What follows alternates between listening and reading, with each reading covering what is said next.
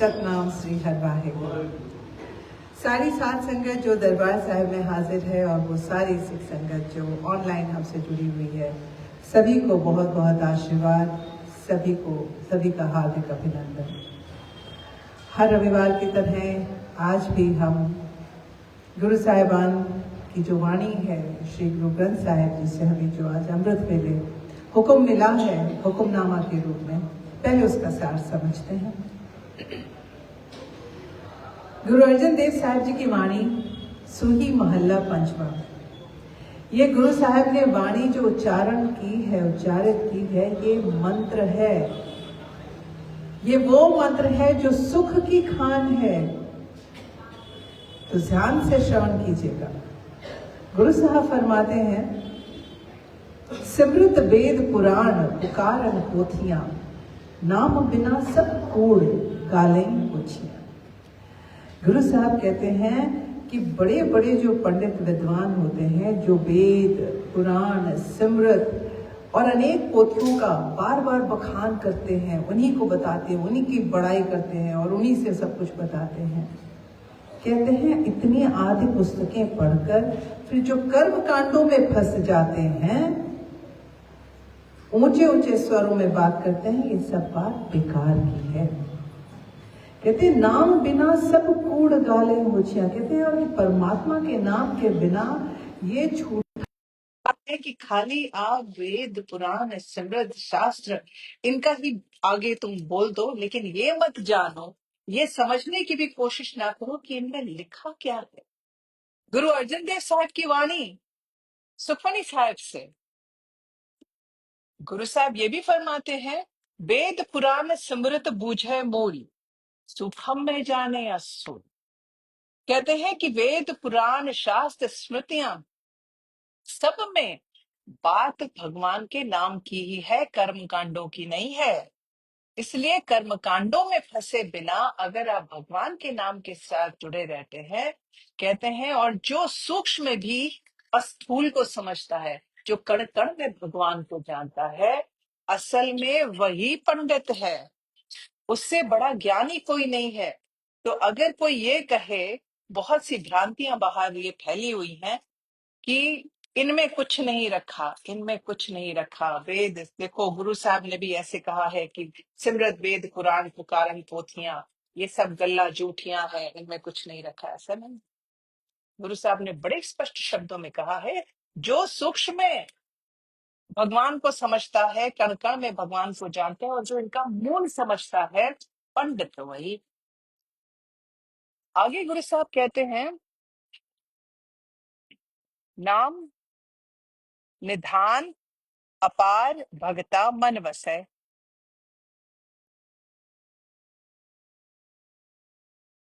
नाम निधान अपार भगता मन वसै, जन्म मरण मोह दुख साधु संग से। कहते हैं नाम निधान जो है भगवान का, वो अनंत खजाना है, बेअंत खजाना है प्रभु के नाम का, जो भक्तों के हृदय में बसता है। क्योंकि भक्त जब प्रभु को अपने हृदय में बसाते हैं, वहां से उनके सुख की यात्रा शुरू हो जाती है। कहते हैं और उनको इतना अथाह अनंत सुख प्राप्त होता है जिसकी तो गणना ही नहीं की जा सकती। जन्म मरण मोह दुख साधु संग से। कहते हैं ये जन्म मरण का ये दुख मोह, ये सब आदि कष्ट दूर हो जाते हैं जब गुरु की संगत में हम प्रभु का नाम जपते हैं। नाम की महिमा का आगे उन्होंने बहुत बड़ा बखान वर्णन किया है, बढ़ियाई की है। ध्यान से सुनिएगा। मोह के बाद अहंकार सर पर रुनिया। कहते हैं कि जो मनुष्य वाद मतलब वाद विवाद, कहते हैं जो मोह में पड़े रहते हैं, जो वाद विवाद में पड़े रहते हैं, जो अहंकार में पड़े रहते हैं, सर पर रुनिया। कहते हैं कि वो जरूर रोते हैं। माया मोह वाद विवाद इन सब बुरे चक्रों में पड़े रहते हैं, वो सब रोते हैं। सुख न पाए मूल नाम विछुनिया। कहते हैं और जो माया मनुष्य प्रभु के नाम से बिछुड़ जाता है, वो कभी भी आत्मिक सुख प्राप्त नहीं कर पाता। अब इसको समझने का एक बहुत सीधा सरल सा मैं एक आपको एक्सप्लेनेशन दूं। आत्मा जो है वो प्रभु का अंश है, ये आप जानते ही हैं। उसमें वो प्रभु के सारे गुण हैं। तो जब हमारी आत्मा प्रभु का नाम जपती है तो उसको उसका खाना मिलता है, भोजन मिलता है, और वो प्रभु के फिर वापस उसी सुखों की खान के साथ जुड़ जाती है। लेकिन जब हमारी आत्मा को नाम रूपी भोजन प्राप्त नहीं होता है और वो अपनी सच्ची राह से भटक जाती है, गलत काम करती है, तो उसको आत्मिक सुख नहीं मिलता। और अगर आत्मा को उसका भोजन स्वाद नहीं मिलेगा और आत्मा मरने लगेगी, तो इंसान भले ही कितना लंबा जिए, मरे के समान है, क्योंकि उसकी आत्मा में तो जान ही नहीं है। आत्मा की जान क्या है? प्रभु का नाम। और ये शाश्वत सत्य है, ये मैं नहीं कह रही, गुरु साहिबान नहीं कह रहे। ये शाश्वत सत्य है कि प्रभु हमारे अंदर है। प्रभु का नाम हम जपते हैं तो हम विकसित होते हैं, प्रफुल्लित होते हैं। प्रभु का नाम हटा नहीं कि आत्मा मरी, और आत्मा मरी तो हम जीते जी मरे के समान हैं। इसीलिए गुरु साहब कहते हैं कि मोह माया वाद विवाद अहंकार, इनसे जो जुड़ा रहता है वो तो जिंदगी भर दुख ही पाता रहता है। वो सुख कभी पा ही नहीं सकता जो मूल नाम से बिछड़ गया हो। आगे गुरु साहब फरमाते हैं, मेरी मेरी धार बंधन बांधिया, नरक सुरग अवतार माया धंधिया। वाणी यूं फरमाती है कि जब मेरी मेरी धार, ये मेरा वो मेरा, ये सब जब जीव धारण करता है ना, तो अपने आप को बंधनों में बांधता रहता है।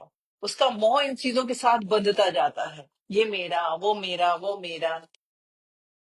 नरक सुरग अवतार माया धंधिया, कहते हैं, और निरी माया पे झमेलों के कारण वो लोग हमेशा दुख जोड़ते रहते हैं। मन लगाना है तो उसके साथ लगाओ, कमाई करो, कमाई करने को मना नहीं कर रहे, लेकिन कमाई के साथ मोह मत लगाओ, उसकी लत ना लगाओ। ये जो लत है बड़ी बुरी चीज है। पैसा तो कमाना ही है, घर परिवार चलाना है, समाज में रहना है, अपने बच्चों को सुख सुविधाओं से रखना है। लेकिन जहां मन में विकार आ जाता है, गलत तरीकों से ये काम होने लगता है, बस गलती वहां हो जाती है। गुरु साहब कहते हैं, नरक सुरग अवतार माया धंगिया, कहते हैं, और नरक स्वर्ग, इनके कारण, ये गंदे गलत रास्ते पे चलने के कारण जीव जब अपने आप को बंधनों में बांधता है, तब वो इन्हीं के चक्रों में फंसा रहता है। आगे गुरु साहब कहते हैं, शोधत शोधत शोध तत् विचारे, कहते हैं, इतनी खोज करने के बाद, इतनी जांच पड़ताल करने के बाद, शोध करने के बाद, अब जाके मुझे वो असलियत पता चली है। क्या असलियत पता चली है? कहते हैं, नाम बिना सुख नाही, सर पर हार्या। कहते हैं, नाम बिना सुख नाही, नाम के बिना सुख है ही नहीं। वो आप चाहे किधर भी देख लो, कुछ भी कर लो, लेकिन जब आप नाम के साथ जुड़ते हो तब मन में संतोष आता है। वरना मन जो है वो माया के लालच में भागता ही जाता है, वो कभी ठहरता नहीं है। आगे गुरु साहब कहते हैं, नाम बिना सुख नाही सर पर हार्य। और जो ये नहीं समझते हैं कि नाम के बिना सुख नहीं मिलने वाला, उस बात को वो मानते नहीं हैं, वो अपने मनुष्य होने की बाजी हार जाते हैं। मतलब उनका जीना बेकार है, जो ये बात ही नहीं समझ रहे हैं कि भगवान का नाम लिए बिना सुख नहीं है।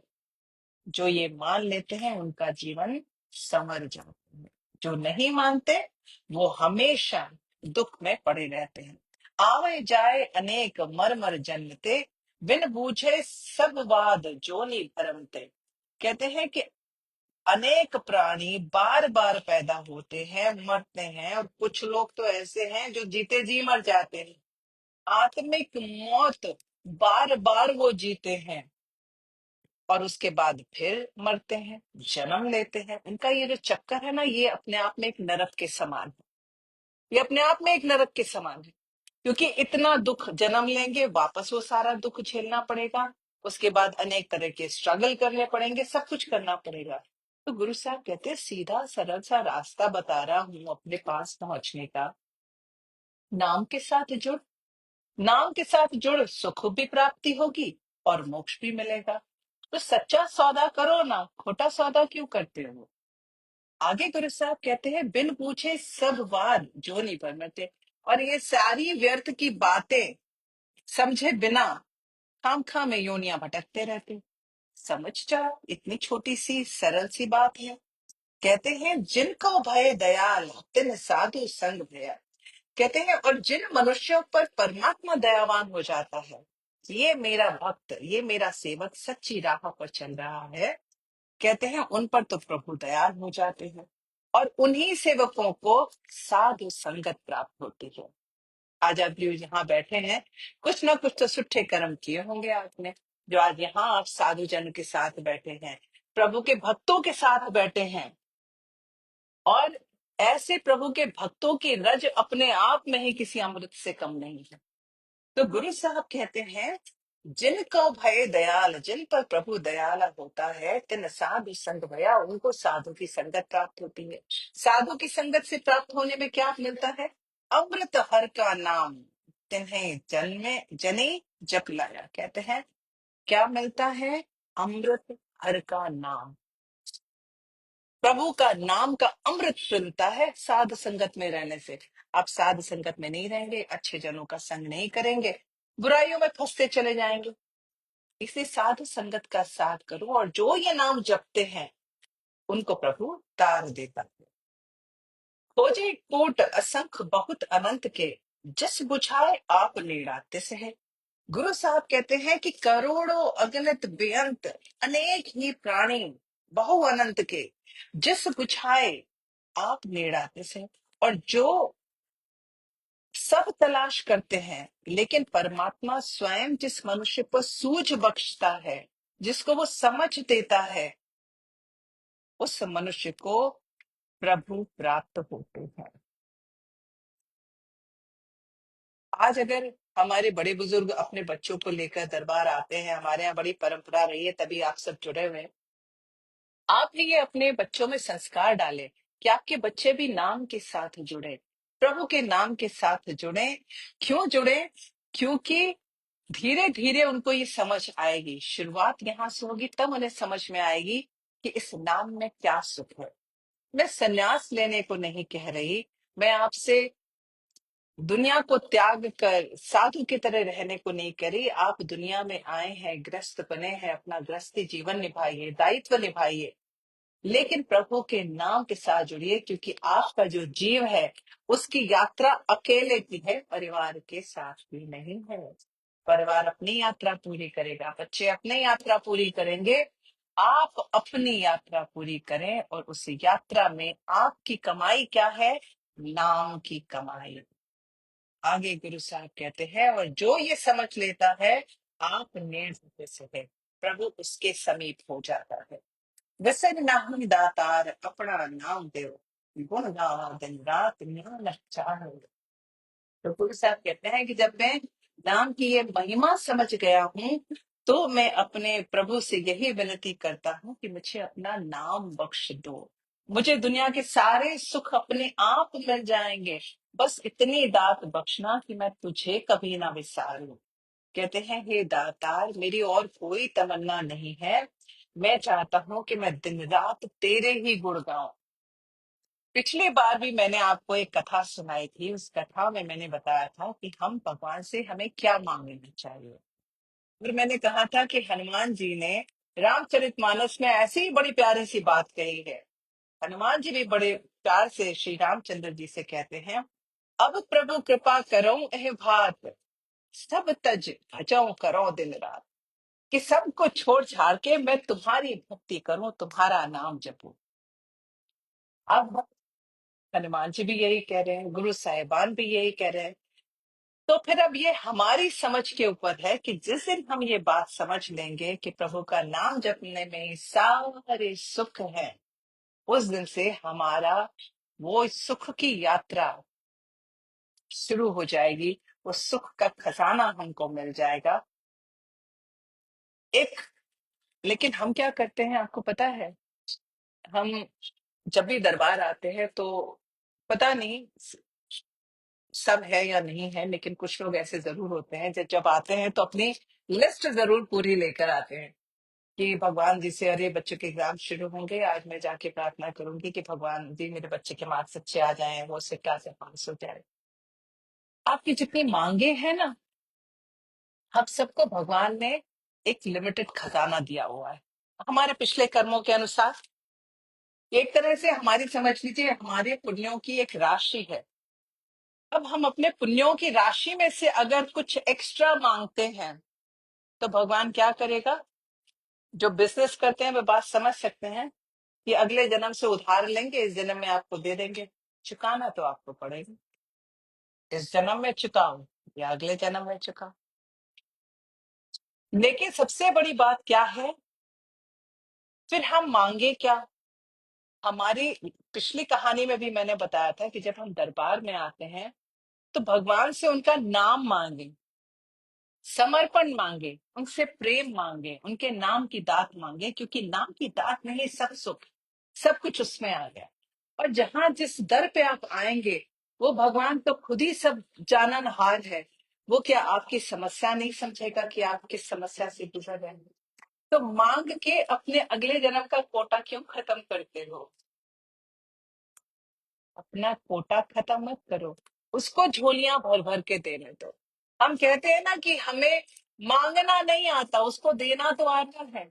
लेकिन हम क्या करते हैं, हम इतनी इतनी चीजों में अपना खजाना खर्च करते जाते हैं। हम भगवान से मांगते हैं इतनी सी चीज, जबकि वो इतना देने को तैयार है। लेकिन हमारी एक विश तो पूरी हो गई। इसी बारे में मैं एक कहानी बताती हूँ आपको कि जब भी आप कभी भी ऐसी जगहों पे जाएं, बड़ा चीज मांगे, छोटी छोटी चीजें नहीं मांगे। प्रेम मांगे, भक्ति मांगे, जैसे हनुमान जी ने मांगा ना कि बस भजो करो दिन रात, कि मैं आपका नाम भजूं, आपके नाम के साथ जुड़ा रहूं। ऐसी एक छोटी सी कथा है। ये कथा हमारे लिए बहुत बड़ा सबक है। कथा कुछ यूं है।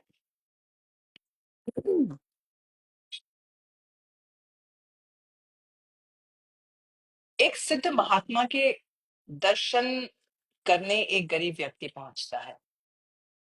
तो जब वो उनके आश्रम के पास जाता है तो क्या देखता है कि कूड़े के ढेर के पास एक सोने का चिराग पड़ा हुआ है। अब वो हैरान हो जाता है कि सोने का चिराग महात्मा जी की कुटिया के आगे कूड़े के ढेर में। वो जाके उनसे पूछते हैं कि महात्मा जी, हमने बाहर ऐसा देखा है, कूड़े के ढेर में एक सोने का चिराग है, आप उसको अंदर रखिए ना, कीमती चीज है। तो महात्मा जी बताते हैं कि ये 3 इच्छाएं पूरी करने वाला बहुत बेकार सा चिराग है, बहुत ही खतरनाक है। जो भी इसको यहाँ से लेकर जाता है वो वापस यहीं कूड़े में फेंक के जाता है। अब गरीब दंपत्ति सोचे कि भैया 3 इच्छाएं पूरी करने वाला चिराग है, बेकार कैसे हो सकता है, खतरनाक कैसे हो सकता है? तो उन्होंने हाथ जोड़ के विनती की, हम ले जाएं? महात्मा जी ने कहा ले जाओ। तो गरीब दंपत्ति ने जाते जाते वो चिराग उठा लिया और घर पहुंचकर उससे 3 वरदान मांग बैठे। गरीब दंपत्ति थे तो उन्होंने सोचा कि सबसे पहले 10 लाख रुपए मांगकर चिराग की जांच की जाए, ये सही भी है या नहीं है। तो जैसे ही उन्होंने 10 लाख रुपए मांगे, तब तक दरवाजे पे दस्तक हुई। जाकर दरवाजा खोला तो देखा एक आदमी बाहर खड़ा था, रुपयों से भरा बैग लेकर, और एक लिफाफा थमा गया। लिफाफे में एक पत्र था जिसमें लिखा हुआ था कि मेरी कार से टकराकर आपके पुत्र की मृत्यु हो गई है, जिसके पश्चाताप स्वरूप ये 10 लाख रुपए भेज रहा हूं, मुझे माफ कीजिएगा। 10 लाख रुपए तो मिल गए, अपनी झोली से क्या गया ये नहीं सोचा। हमारे साथ भी ऐसा होता है, हम क्या मांगते हैं उसके बदले हमारी झोली से क्या जाता है, हम इसका हिसाब नहीं रखते। तो क्या हुआ, अब दंपत्ति को काटो तो खून नहीं। पत्नी तो धाड़े मार के रोने लगी। तभी पति को ख्याल आया तो उसने चिराग से दूसरी इच्छा बोल दी कि भाई मेरा बेटा वापस आ जाए। थोड़ी देर बाद दरवाजे पर फिर दस्तक हुई और पूरे घर से अजीब अजीब सी आवाजें आने लगी। घर के बल्ब तेजी से जलने बुझने लगे। क्या हुआ कि उनका बेटा प्रेत बन के वापस आ गया।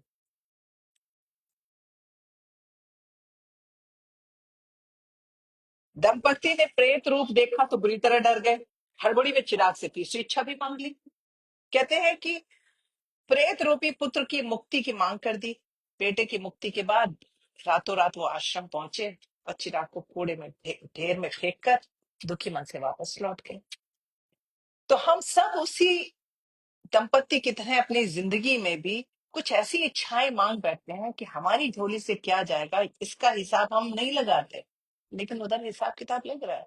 चित्रगुप्त का ऑफिस दिन रात खुला रहता है, उनके हिसाब में ये चलता रहा था, इसने मांगा था तो चलो दे देते हैं, अगली बार से ये डिडक्ट कर लेंगे, ये काट लेंगे। इसलिए जो भी मांगे सोच समझ के मांगो। ये छोटी छोटी दुनियाई चीजें मत मांगिए। वो मांगिए, वो कमाई मांगिए जो आपकी इस लोक में भी काम आए और इस लोक में भी काम आए। ये पैसे तो ऐसी चीज है जहां आप भारत की बाउंड्री के बाहर निकलेंगे, पाकिस्तान में रुपया चेंज हो जाएगा, नेपाल में चेंज हो जाएगा, श्रीलंका में चेंज हो जाएगा। तो ऐसी संपत्ति क्या मांगनी जो स्थायी नहीं है। आज है, आज हम इस जमीन पे बैठे हैं, ये जमीन हमारे नाम की है, कल हमारे जाने के बाद किसी और के नाम की हो जाएगी, तो मैं क्यों जमीन से मोह लगा के बैठूं। नाम के साथ मोह लगा के बैठो, नाम के साथ प्रेम करके बैठो, उसी में सारी सुख संपत्ति है। यही कहना है गुरु साहिबान का। इसीलिए गुरु साहब जी अपनी वाणी में फरमाते हैं, विसर नहीं दातार अपना नाम दियो, गुण गावा दिन रात, नानक चाहो सतनाम। श्री हरि गुरु।